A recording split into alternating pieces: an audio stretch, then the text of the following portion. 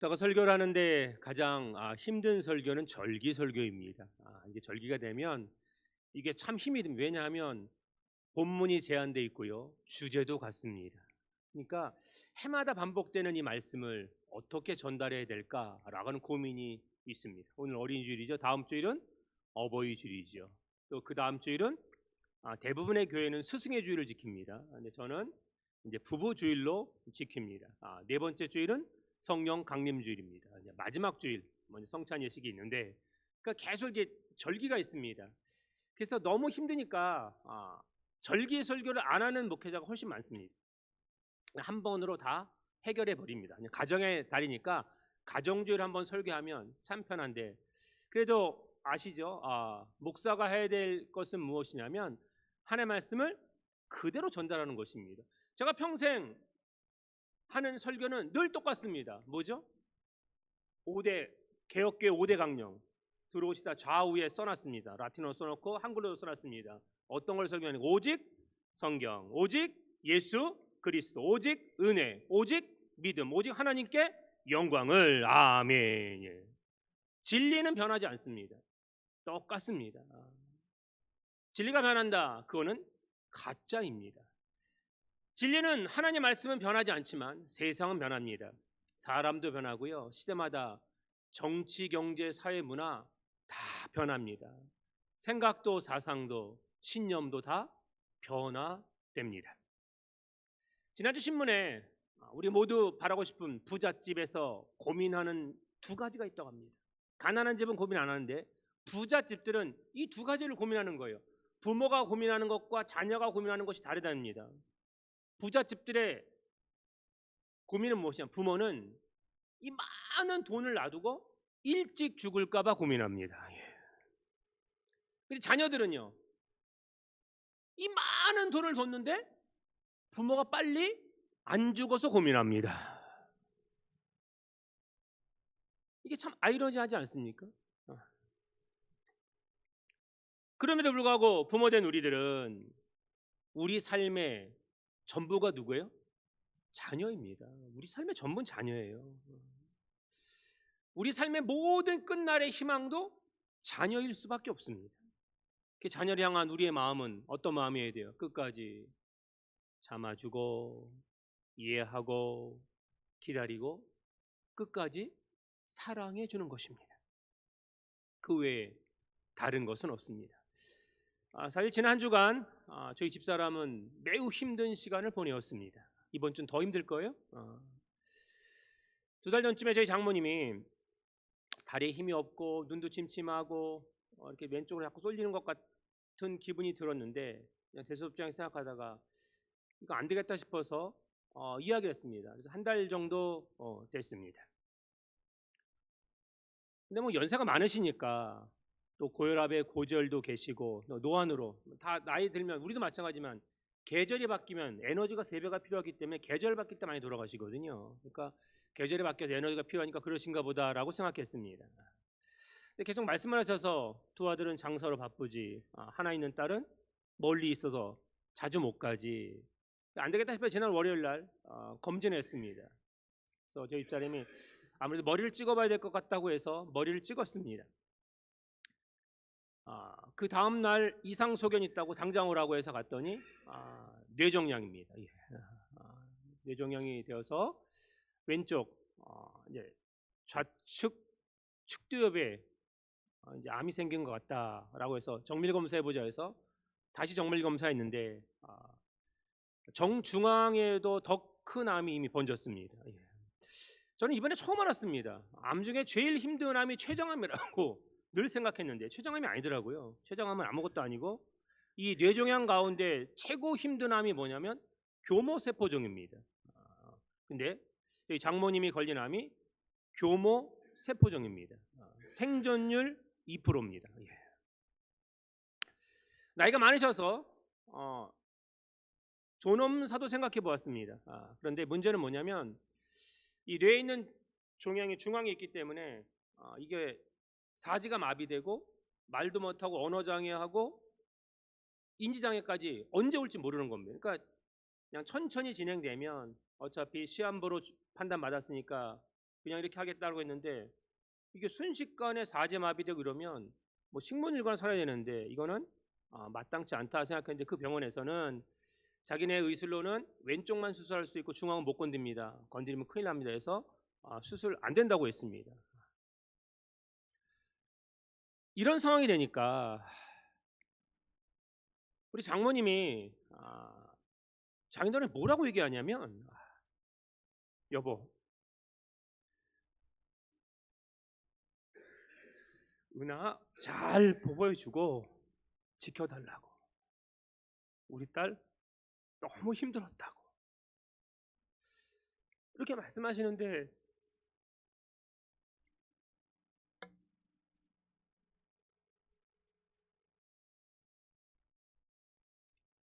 제가 죄송해서 말을 못하겠더라고요. 하나밖에 없는 딸을 목사의 사모로 주시고 딸이 서울에서까지는 이런 경험을 하지 않았는데 간합교 와서 너무 힘든 일을 많이 겪고 또 지금 투병 중에 마음 아파서 매일 전화하셨습니다. 지난 수요일에 저희 결혼기념 31주년인데 제가 32년 전에 3번 교회 교육전사로 부임했습니다. 그때 그 교회 가니까 그 교회는 큰 교회입니다. 장모님은 온 성도들의 칭찬과 존경을 받는 그런 훌륭한 권사님이었습니다. 그렇게 한 사람도 아니고 이구동성으로 그렇게 칭찬하고 존경하는 권사님 제가 제 평생에 본 적이 없습니다. 그래서 제가 그 어머니의 그 딸이기 때문에 어떻게 해요? 내가 장가 가야 되겠다라고 생각하고 집사람에게 대시를 했습니다.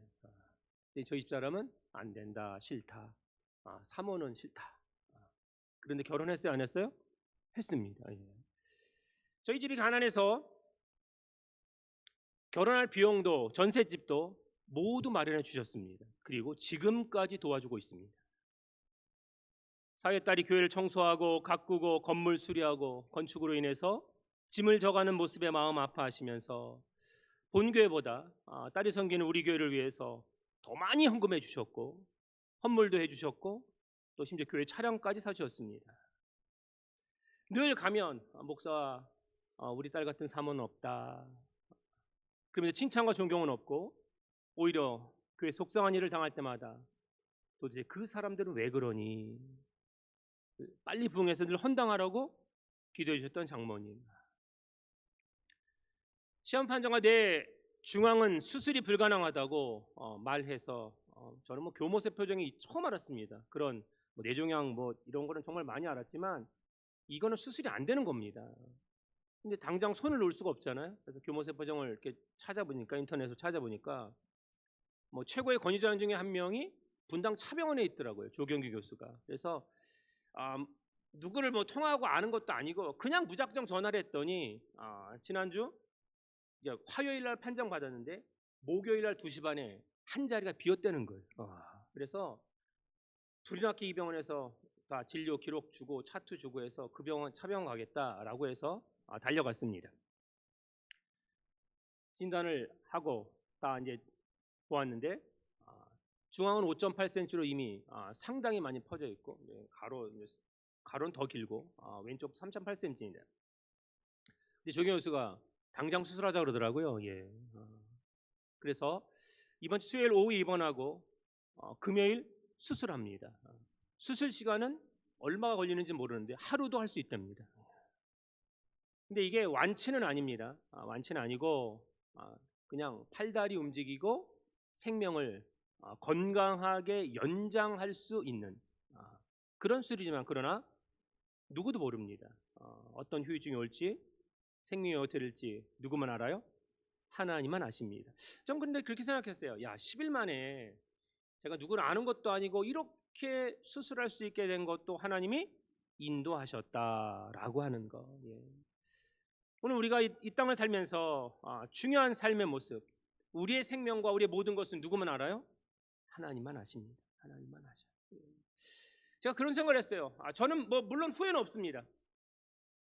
그러나 저에게 청빙의 제의가 꽤 왔습니다. 그런데 제가 다 뿌리쳤거든. 그리고 간학교에 남았습니다. 그게 과연 잘한 것일까? 그러나 그때 하나님께서 제 마음에 가고자 하는 마음을 주지 않고 가면 교회가 망하겠더라고요. 교회 끝나겠더라고요. 그 지켰는데 지킨 것 치고는 대가가 너무 큰 것 같다. 편하게 얼마든지 목회할 수 있었는데 그렇게 하지 못하는데 그래도 지금 남아있는 우리 사랑하는 간학 가족들과 함께 신앙생활하고 함께 짐을 져가는 이 시간들 저는 늘 기쁘고 감사할 뿐입니다. 사랑하는 간학 가족 여러분, 이강본 권사님을 위해서 기도해 주시기 바랍니다. 예, 저 입사람 정말 많이 힘들고 아파하고 있습니다. 근데 이게 다 저 때문인 것 같아서 이런 생각하면 안 되죠. 저희 딸이 아빠 하나님의 뜻이 있는 거야. 그런 생각하지 마라. 예, 그것이 맞습니다.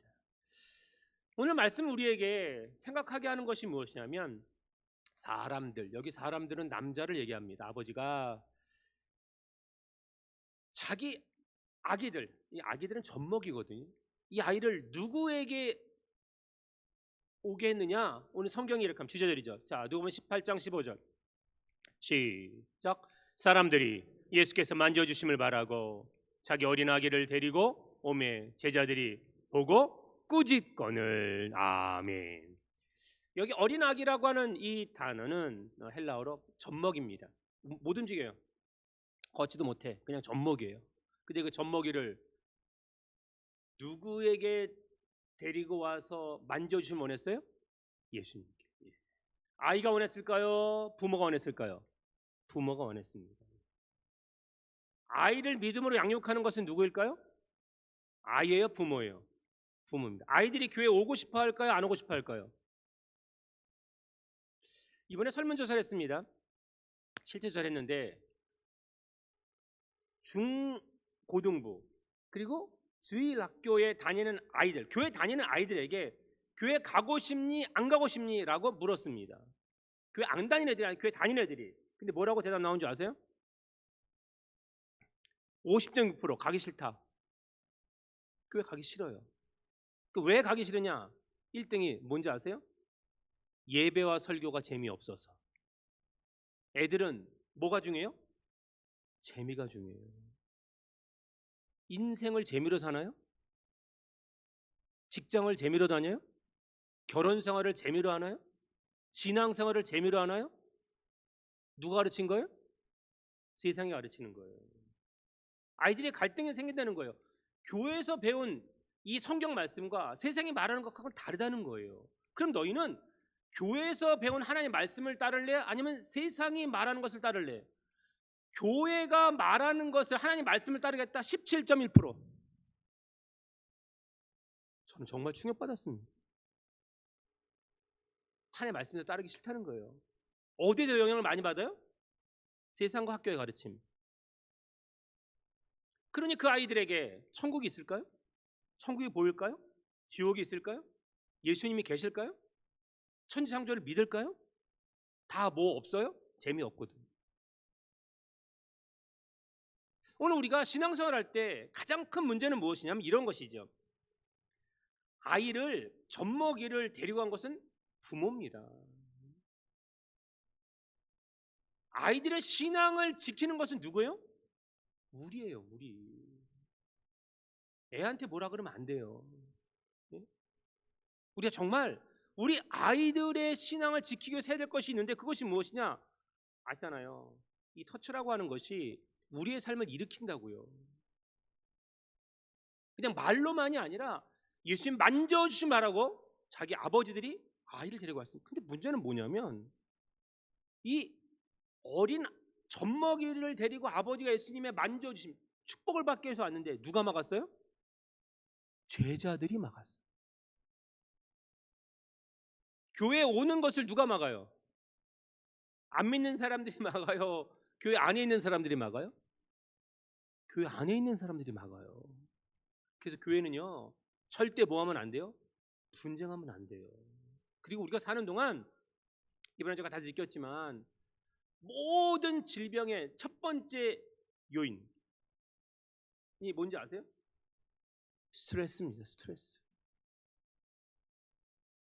사는 동안 스트레스를 우리가 받잖아요. 어떻게 안 받아? 환경도 받고 상황도 받고 세상 사람한테 다 받아요. 근데 제발 우리가 우리의 가족한테는 뭘 주면 안 돼요? 스트레스를 주면 안 된다고. 다시 말하면 뭐예요? 상처되는 말을 하면 안 된다고. 상처가 가면 그것이 그 사람에게 꽂히고 그것을 받은 사람은 뭐가 생겨요? 스트레스가 엄청 올라가는 겁니다. 아니, 세상에서 사는 동안 스트레스가 얼마나 많은데 가족끼리 왜 상처 주는 말을 하냐고요. 왜 힘들고 아프게 하냐고요. 자, 오늘도 삼녀가 식사를 잘 준비했습니다. 맛있게 먹어야 돼요. 이런 걸 했다고 해야 돼요. 예? 맛있게 먹는 거지. 그냥 해준 것도 고마운데. 그렇지 않아요? 사는 동안 뭐 돈을 벌 수도 있고 못 벌 수도 있어요. 아플 수도 있고 건강할 수도 있어요. 뭐 그럴 때마다 자꾸 상처 줄 거예요? 끝까지 어떻게 해야 되느냐라고 하는 것. 여러분 잘 보세요. 복음서를 보면 대적인 두 그룹이 항상 문제였습니다. 교회 안에 있는 사람들이에요. 무슨 말이냐? 교회는 모든 사람들이 오는 것입니다. 죄인들이 오는 것이에요. 우리 모두 죄인이기 때문에. 그럼 여기는 잘난 사람도 있고 배운 사람도 있고 능력 있고 힘 있고 돈 있는 사람도 있어요. 근데 반대되는 사람도 되게 많아요. 당시 사두개인들이나 서기관들이나 율법학자들, 나 바리새인들 아니, 바리새인 사두개인들은 자기들이 기득권층이에요. 다시 말하면 우리는 이미 하나님 나라를 소유한 사람이야 라고 생각했던 사람이에요. 그러다 보니까 어떻게 하냐면 자기 그룹에 속하지 않은 사람들을 어떻게 하냐면 비난하고 정죄했습니다.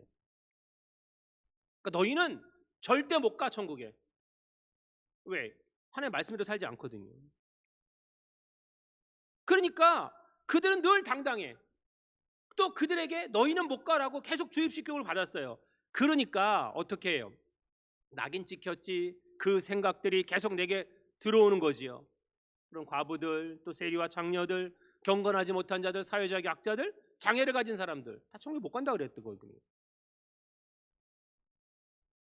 근데 사실 믿음은 그들을 끌어안고 그들과 함께 하나님의 나라에 들어가는 것인데 이들은 자기들은 들어가지만 너희는 못 가라고 이야기를 했다라고 하는 것입니다. 그러니까 오늘 참 마음 아픈 것은 제자들이 아기를 데리고 왔는데 사실 그 시대의 아기나 여자들은 숫자에 들어가지 않을 정도로 그리고 사람 취급당하지 않는 존재이기 때문에 예수님 지금 바쁘고 사역하는 게 힘든데 왜 애까지 데리고 와서 힘들게 하느냐라고 생각해서 그 데리고 온 아버지들을 꾸짖었다는 것입니다. 꾸짖었다는 건 뭐예요? 오지 마세요. 그렇게 얘기했다는 게 아니에요. 언어 폭력이 같다는 겁니다. 언어 폭력이. 다시 말하면 그들의 간절함이 예수님에게 오셔서 예수님이 그들을 만져주시고 축복해 주는 것을 원하고 데리고 나왔는데 아이고 제자들이 그것을 막았습니다. 그래서 예수님께서 어떻게 하시느냐? 자, 오늘 본문 16절입니다. 시작. 예수께서 그 어린아이들을 불러 가까이 하시고 이르시되 어린아이들이 내게 오는 것을 용납하고 금하지 말라. 하나님의 나라가 이런 자의 것이니라. 아멘. 자, 수많은 사람들에게 올 때 젖먹이가 와도 너희는 사람 취급하지 않는 그 어린 젖먹이가 와도 내게 오는 것을 뭐 하지 말라고요? 금하지 말라. 금하지 말라. 하나님의 나라가 오히려 이런 자의 것이니라고 이야기했습니다. 자, 금하지 말라는 게 큐레오라고 하는 이 단어는 말과 행동으로 방해하는 겁니다. 못 오게 하는 거예요. 이거 정말 무서운 겁니다. 우리가 함께 믿음을 가지고 걸어가야 하는데 하나 가족이잖아요. 그러면 가족인데 가까이 오지 않게 한다? 이건 있을 수 없는 일입니다. 왜 이런 말은 이런 자라고 하는 그 헬라의 뜻이 무엇이냐면 젖먹이가 엄마의 품에 100% 의지하는 그런 것을 얘기하는 겁니다. 자, 젖먹이는요 누구밖에 없어요? 엄마밖에 없죠.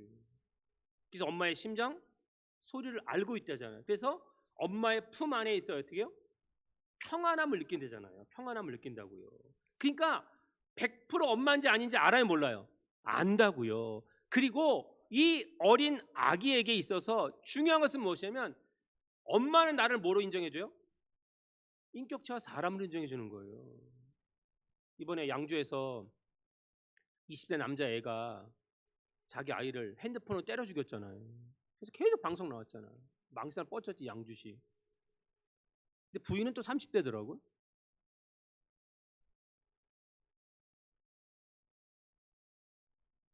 자기가 아기를 낳았어요. 근데 아기가 뭐예요? 귀찮고 짜증스러운 물건인 거예요, 그냥. 애는요, 말을 못하기 때문에 힘들고 어려우면, 아프면 뭐예요? 웁니다. 우는 것밖에 할 수 없어요. 근데 그 아이를 잘 케어하고 보살필 생각 안 하고 운다고, 귀찮다고, 힘들다고 그렇게 하는 그런 사람이 있으면 안 돼요. 아이는 왜? 어머니의 품을 100% 인정하는 거죠. 잘 보죠. 우리나라에 141년 전에 제물포에 아펜젤러 언더우드가 들어오지 않았다면 지금 죄송한데요, 여자분들 그리고 아이들 대접 못 받습니다. 예배도 어떻게 드려야 돼요? 따로 드려야 돼요. 그 예전에 예배당은요 이렇게 돼 있어요. 이렇게 목회자 중심에서 이렇게 돼 있습니다. 그래서 가운데는 막혀 있어요. 오른쪽은 여자, 왼쪽은 남자 이렇게 앉았다. 이게 얼마 되지 않았습니다. 근데 오늘 우리가 중요한 것은 무엇이냐면, 자, 어린아이들처럼 죄 때묻지 않고 순수한 마음을 가진 천국을 사모하게 될 것이다 라고 하는데, 근데 잘 보세요. 우리가 어린아이를 키우지만 얘네가 언제부터 달라지기 시작해요? 인지 능력이 생기고부터는 가장 인간에게 있어서 생존 본능 가운데 하나가 뭐냐면 제일 먼저 생기는 것이 있습니다. 야고보서 1장 15절에 보면 이런 말, 욕심이 잉태한즉 죄를 낳고 죄가 장성한즉 사망에 이르느니라. 뭐가 생겨요? 욕심. 애한테요 조금 커서 이제 이유식 먹고 걷고 한 3, 4살 정도 되면 뭐 이렇게 주잖아요. 지가 좋은 게 있어요. 그럼 달라고 하면 줘요, 안 줘요? 안 줍니다. 왜? 이미 욕심이 생겼거든.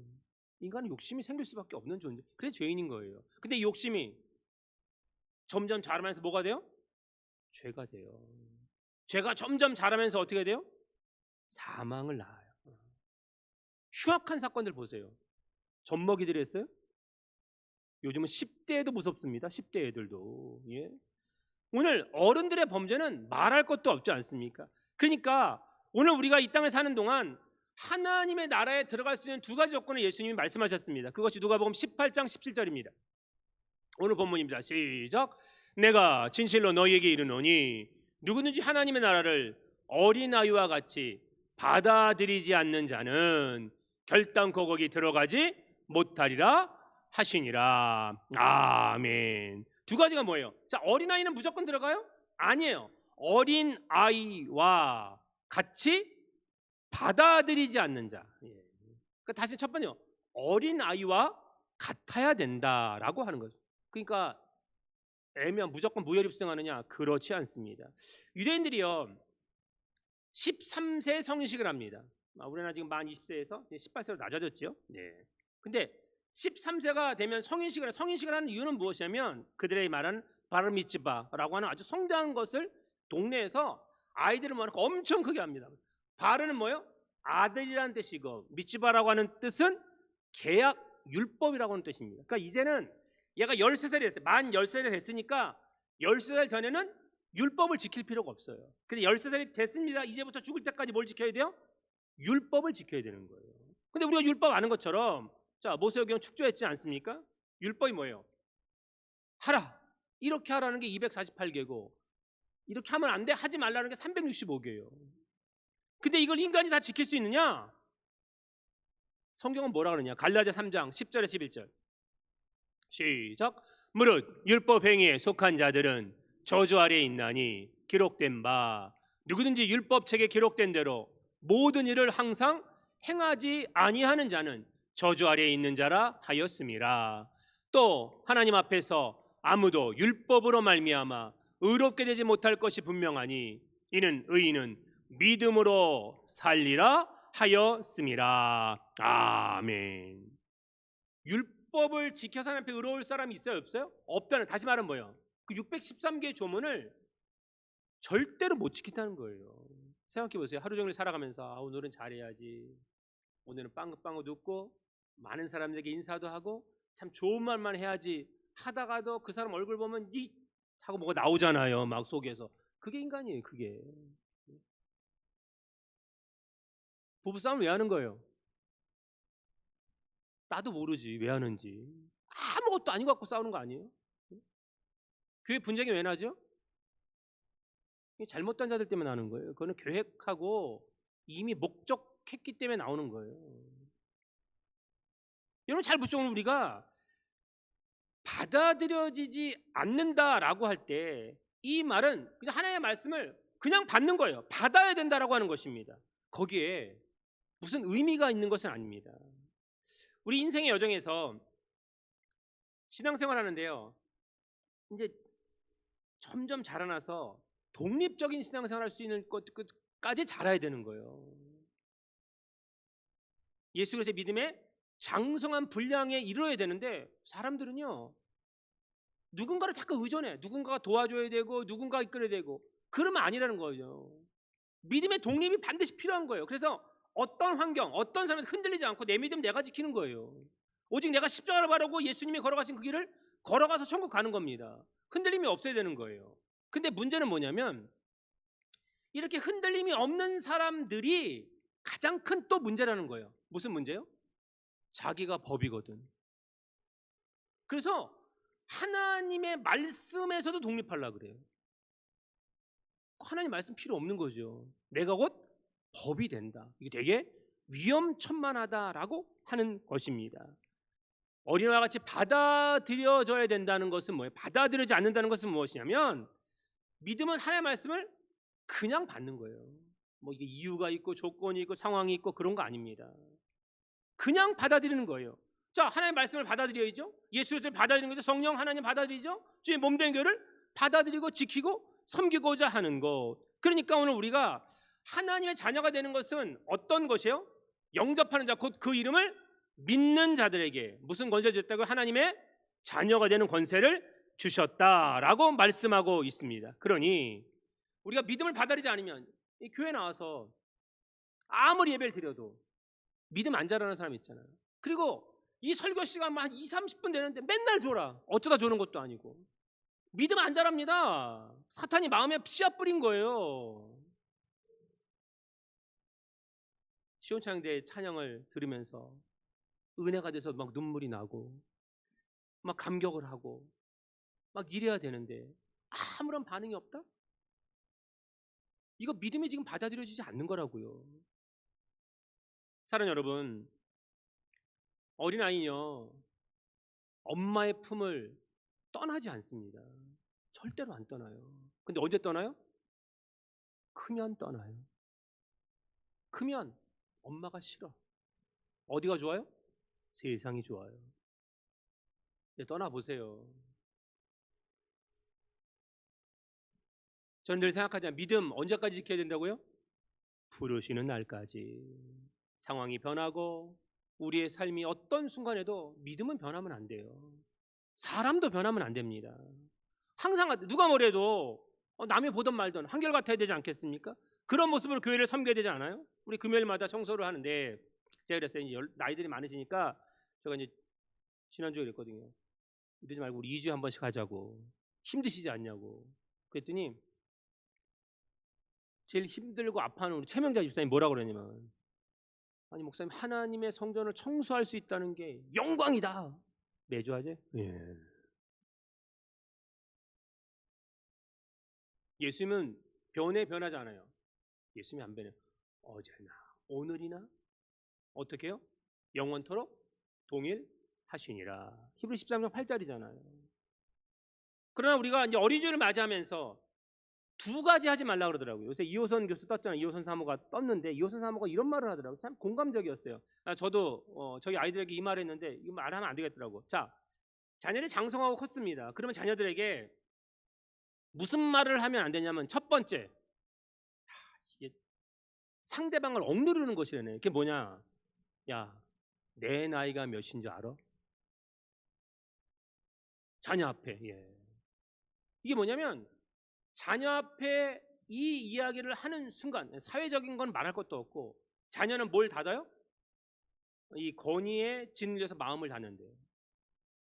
그러니까 내 나이가 몇인데 라고 하는 것은 뭐예요? 내가 살 날이 이제 얼마 안 남았으니까 내 인생의 목적과 목표와 꿈이 누구라고요? 너야 라고 하는 것을 암시한다는 거예요. 그러니까 어떻게 해요? 부모와 자녀가 위험해질 수 있는 순간이라는 겁니다. 그러니까 뭐 얘기하지 말라고요? 나이 얘기하지 마세요. 나이 얘기. 나이 얘기 필요 없어요.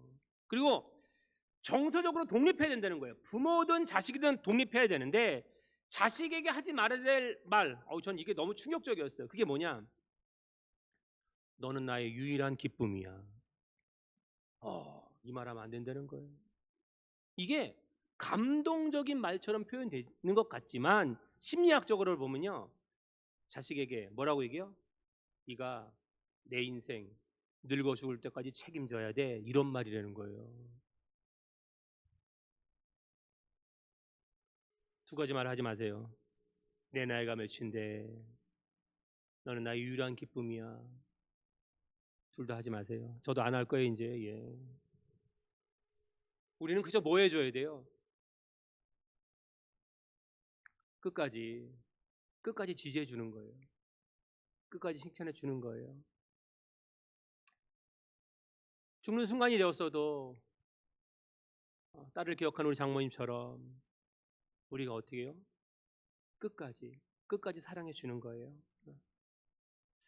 저는 우리 교회가 잘 될 걸로 분명히 믿습니다. 아멘. 예. 하나님이 인정하시는 그 거룩한 교회가 이곳에 계신 우리 가나 가족들과 함께 서머너 교회와 빌라델비아 교회처럼 우리가 분명히 일어날 것이. 지금은 어렵고 힘든 상황을 지나고 있지만 그러나 우리 삶이 끝나는 하나님께서 정말 착하고 충성된 종이라 참 잘하였다 칭찬할 뿐만 아니라 저는 생각합니다. 우리의 삶에 하나님께서 헌당을 이루어 주실 것이고 누군가 하나 감동하면 헌당 금방 돼요. 우리 제사장님들도 꽤 있어요. 우리 교인들 중에 감동이 안 돼서 그런 거지. 예. 저는 생각합니다. 하나님 우리에게 주신 삶의 모습에서 우리 자녀 유산도 물려주고 또 많은 것도 물려주고 물려주는 것 필요하다고 저는 생각. 그러나 진짜 물려줄 게 뭐예요? 신앙의 유산입니다. 예수님에게 와야 예수님 만져주심이 있는 거죠. 예? 예수님이 오는 것을 우리가 막으면 안 돼요. 제가 늘 말하잖아요. 집에 가서 교회에 안 좋은 얘기 또 어떤 교회 그 특정한 사람들의 나쁜 얘기 해야 돼요? 말아야 돼요? 절대 하면 안 돼요. 절대. 예? 우리 자녀들에게도 상처 주는 말 하면 안 된다고요. 오늘 우리가 이 땅에 사는 동안 세상과 가까이 가면 성공할 것 같으나 지옥 갑니다. 그러나 하나님과 가까이 가고 교회가 가까이 가면 실패한 것 같으나 천국에 간다는 사실을 기억하셔서 정말 예수님의 만져주심을 바라고 믿음으로 끝까지 하나님 앞에 나아가는 우리 모든 간합 가지고 되시기를 주님의 이름으로 축복합니다. 아멘.